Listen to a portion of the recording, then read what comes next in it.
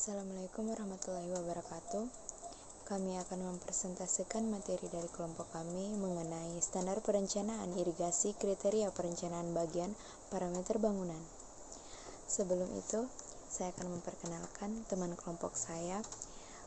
Yang pertama ada Ayupa Barang, kemudian ada Kak Amanda Tiffany, kemudian saya sendiri Nurwaina. Kemudian ada pun outline-nya, yaitu yang pertama ada pendahuluan, yang kedua bahan bangunan, yang ketiga tegangan rencana, yang keempat pasangan batu dan batu merah, kemudian beton dan pondasi tiang.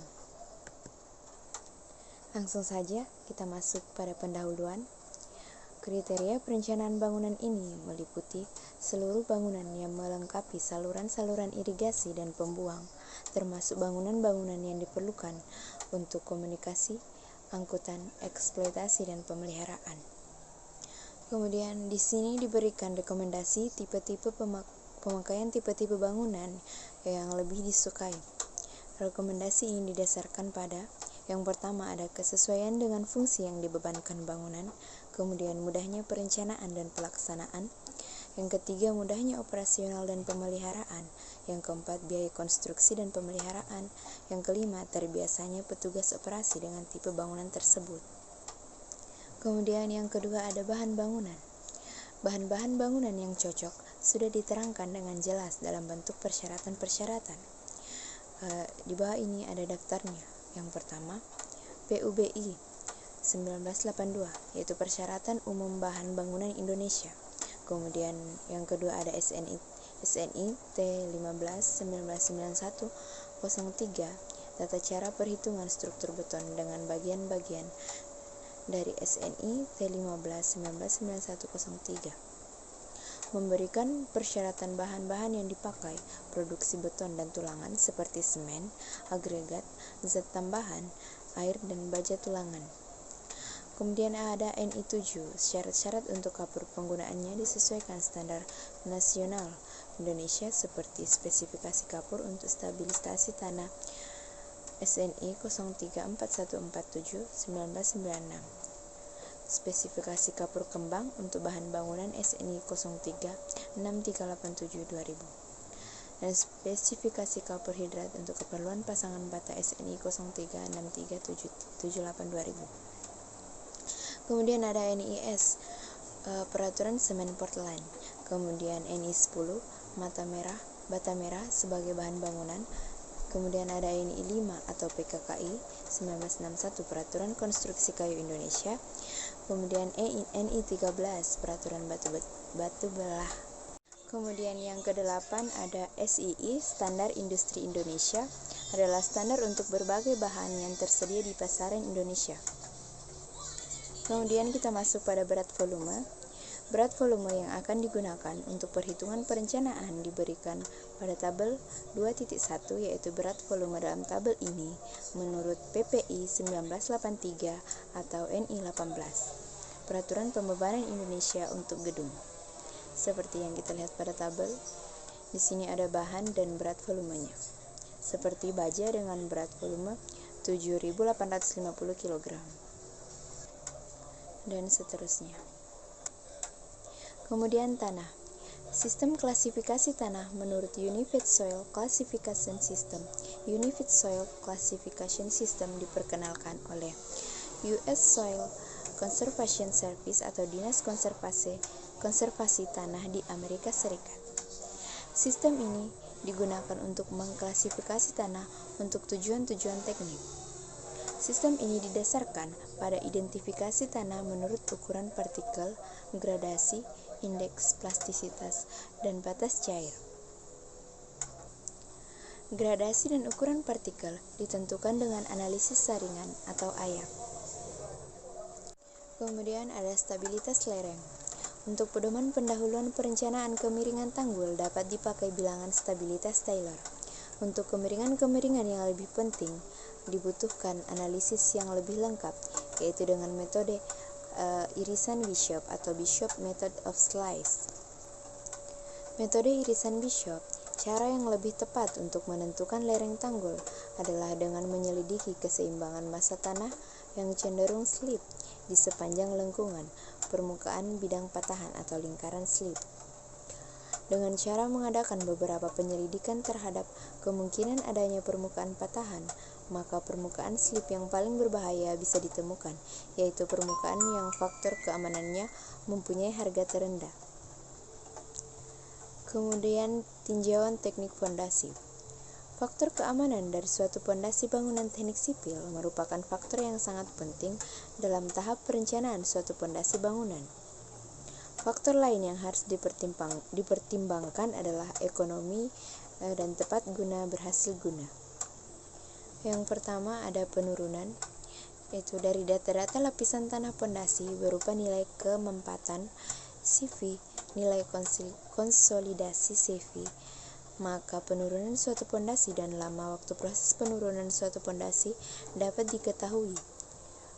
Khusus untuk tanah lunak, penurunan tahap kedua masih terjadi meskipun penurunan akibat proses konsolidasi telah berakhir, sehingga dalam peninjauan perlu dilaksanakan peninjauan akibat penurunan tahap kedua.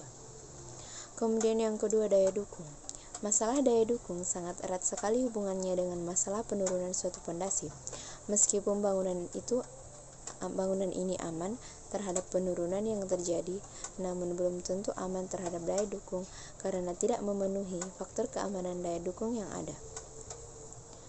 Kemudian kemempatan lereng. Peninjauan masalah kemempatan lereng ini sangat kompleks yang dipengaruhi beberapa masalah, seperti pengaruh beban yang ada sangat mempengaruhi terhadap kekuatan geser dan peningkatan perubahan nilai tekanan air pori, serta pengaruh lainnya seperti naik turunnya muka air tanah. Kemudian teknik perbaikan tanah lunak. Perbaikan tanah lunak ini dengan metode meningkatkan kekuatan geser tanah dengan beberapa cara disesuaikan dengan jenis tanah serta sifat tanah. Antara lain, yang pertama stabilitas tanah, yang kedua permukaan tanah, perkuatan tanah dengan kolom kapur atau semen, yang ketiga geotekstil, yang keempat gerucuk, yang kelima pra pembebanan atau vertical dry, yang keenam pemadatan tanah, yang ketujuh jet grouting, yang kedelapan kolom butir kasar.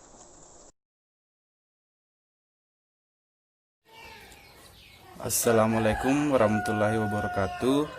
Saya Upa Barang dengan NIM di 011 8006 akan melanjutkan penjelasan dari teman kelompok saya. Jadi di sini saya akan menjelaskan pada bagian slide ke-10 dan sampai dengan slide yang ke-20. Jadi yang pertama, tinjauan teknik fondasi. Jadi dalam tinjauan teknik fondasi ini ada beberapa yang diperhatikan, yaitu faktor keamanan. Jadi faktor keamanan ini merupakan faktor yang sangat penting dalam tahap perencanaan suatu fondasi atau bangunan. Kemudian yang kedua, jadi dalam proses pembangunan ada yang namanya teknik perbaikan tanah lunak. Jadi perbaikan tanah lunak ini dengan metode meningkatkan kekuatan geser tanah dengan beberapa cara, yaitu stabilitas tanah, perkuatan tanah dengan kolom kapur atau semen. Kemudian ada beberapa bagian dapat dilihat pada gambar. Selanjutnya yang ketiga tentang tegangan rencana. Jadi dalam tegangan rencana ada dua bagian, yaitu beban. Jadi dalam beban ini terbagi menjadi dua lagi, yaitu beban mati dan beban hidup. Di dalam beban mati terdiri dari berat bangunan, kemudian seluruh beban tetap atau permanen pada bangunan. Sedangkan di dalam beban hidup adapun beberapa bagian, yaitu beban rencana permanen, beban berat sendiri, contohnya baja tulangan, beton, tanah, kemudian beban mati, tambahan atau aspal, dan ada beberapa beban lainnya. Kemudian selanjutnya itu beban pengaruh lingkungan. Jadi di dalam beban pengaruh lingkungan ada beberapa yang diambil, yaitu beban perbedaan temperatur, atau diambil sebagian dari 120 derajat Celcius untuk lokasi jembatan lebih rendah dari 500 meter di atas permukaan laut. Kemudian ada beban pengaruh aksi-aksi lainnya, jadi gesekan pada perletakan, kemudian beban pelaksanaan, kemudian beban rem. Selanjutnya yaitu tekanan tanah dan tekanan lumpur. Jadi tekanan tanah yaitu tekanan samping yang dipakai dalam perencanaan bangunan penahan, dihitung dengan menggunakan cara pemecahan menurut Rankine. Menurut cara pemecahan rangkaian, tekanan samping aktif dan pasif adalah gaya tekanan. Kemudian selanjutnya tekanan lumpur. Tekanan lumpur yang bekerja terhadap muka halu, bendung atau terhadap pintu dapat dihitung sebagai berikut. Jadi rumus yang digunakan dapat kita lihat di dalam gambar. Kemudian tekanan air atau tekanan hidrostatik. Jadi rumusnya juga kita dapat perhatikan, yaitu pH sama dengan W dikali Z. Kemudian yang keempat, tekanan hidrodinamik. Jadi harga pasti untuk gaya hidrodinamik jarang diperlukan karena mempengaruhi kecil saja pada jenis bangunan yang digunakan di jaringan irigasi. Kemudian rembesan. Jadi rembesan atau perkolasi air melalui tanah di sekitar bangunan diakibatkan oleh beda tinggi energi pada bangunan itu. Kemudian faktor keamanan rembesan di hilir lantai belakang bendungan. Jadi di dalam faktor keamanan ini ada beban akibat gempa, yaitu faktor-faktor akibat gempa yang akan digunakan dalam perencanaan bangunan-bangunan pengairan diberikan dalam bentuk peta yang diterbitkan oleh standar Indonesia yang berlaku. Jadi di sini ada beberapa standar berdasarkan SNI, kemudian RSNI, kemudian RSNI-M dan RSNI-T. Jadi di sini juga ada tegangan izin dan faktor keamanan.